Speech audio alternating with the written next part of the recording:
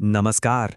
Scan में आज हम एक ऐसे सच की खोज पर निकले हैं, एक ऐसा सच जो खामोशी से दबाया जा रहा है। चलिए मिलकर इसकी परतें खोलते हैं। ये सिर्फ पहाड़ नहीं हैं, ये अरावली हैं। जानते हैं, ये सिर्फ पत्थर और मिट्टी के ढेर नहीं, ये तो एक पूरी की पूरी सभ्यता की जीवन रेखा है। पता है कितनी पुरानी? 800 मिलियन साल। जी हाँ, 800 मिलियन साल पुरानी। ये भारत की सबसे पुरानी पर्वत श्रृंखला है। जरा सोचिए, कितना कुछ, कितना इतिहास इन चट्टानों ने देखा होगा। और आज इसी ऐतिहासिक धरोहर के साथ एक खामोश घोटाला हो रहा है। एक ऐसी साजिश चल रही है जिसके बारे में जानना हम सबके लिए बहुत बहुत जरूरी है। तो चलिए सबसे पहले ये समझते हैं कि आखिर अरावली इतनी जरूरी क्यों है। इसे दिल्ली एनसीआर की लाइफलाइन यानी जीवन रेखा क्यों कहा जाता है? देखिए, अरावली हमारे लिए एक नहीं, तीन जरूरी काम करती है। पहला, ये जमीन के नीचे पानी को रिचार्ज करती है।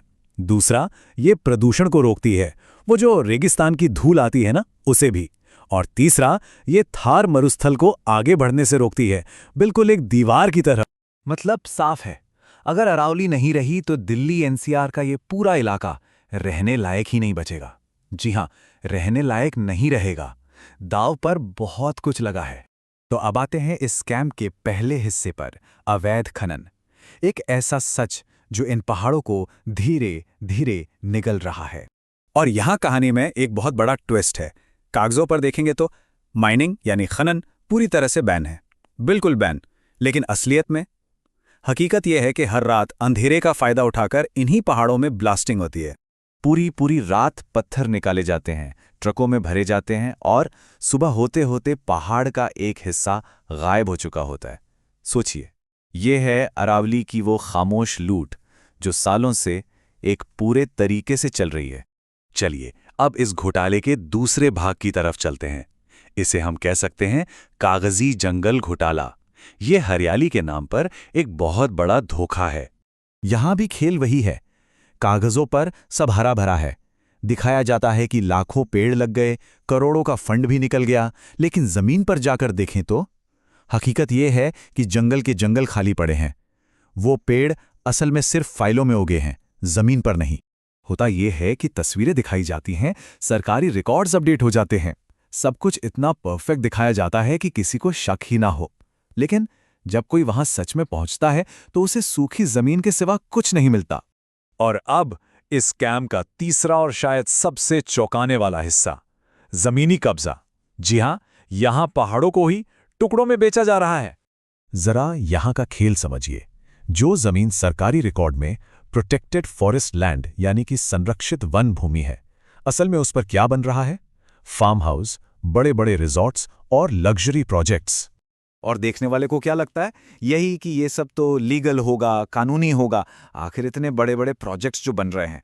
पर सच तो ये है कि हमारी धरोहर, हमारी अरावली टुकड़ों में बेची जा चुकी है। तो इन सब घोटालों का नतीजा क्या होगा? इस तबाही की असली कीमत क्या है? चलिए अब इसे समझते हैं, क्योंकि ये एक बहुत बड़े संकट के रूप में हमारे सामने खड़ा है। देखिए, ये एक चेन रिएक्शन की तरह है।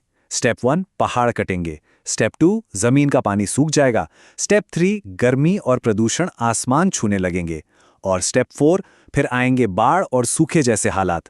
और सुनिए, ये कोई डराने वाली भविष्यवाणी नहीं है, यह सीधा सीधा विज्ञान है। और सबसे दुख की बात जानते हैं क्या है? कि जब ये सब हो जाएगा, जब ये तबाही आ जाएगी, तब ये बेजुबान अरावली अपनी कहानी बताने के लिए या खुद को बचाने के लिए कुछ बोल नहीं पाएगी। तो ये तो हुई घोटाले की बात और उसके असर की बात। लेकिन अब सवाल हम पर आता है। सवाल हमारा है कि हमें अपने भविष्य के लिए चुनना क्या है। ये बात समझनी बहुत जरूरी है कि ये सिर्फ पहाड़ तोड़ने की बात नहीं है।